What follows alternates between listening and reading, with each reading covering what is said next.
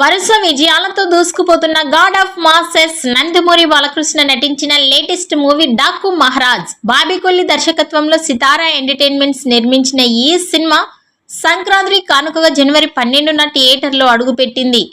Mass ప్రేక్షకులతో పాటు family audience ని మెప్పించిన ఈ చిత్రం బాక్సాఫీస్ దగ్గర వసూళ్ల వర్షం కురిపిస్తోంది. ఈ సినిమా 4 రోజుల్లోనే 100 కోట్ల క్లబ్లో చేరింది. ప్రస్తుతం వసూళ్ల జోరు చూస్తుంటే ఫుల్ రన్ లో 200 కోట్ల గ్రాస్ కలెక్ట్ చేసే అవకాశం కనిపిస్తోంది.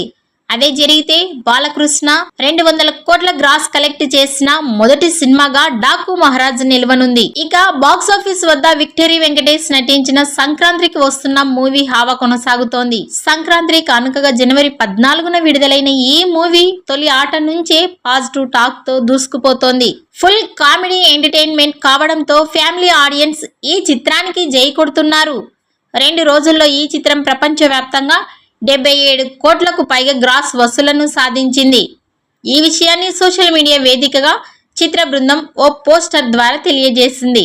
ఈ 2 సినిమాల కలెక్షన్స్ ని బట్టి చూస్తే మరో 2 రోజులు పూర్తయ్యే వరకు సంక్రాంతి విన్నర్ ఎవరు అనేది క్లారిటీ ఇంకా రావట్లేదు.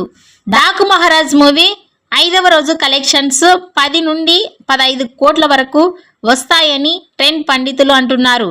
సంక్రాంతికి వస్తున్న మూవీ 3 రోజులలో పూర్తయ్యేసరికి 100 కోట్ల క్లబ్లో చేరడం ఖాయంగా కనిపిస్తుంది.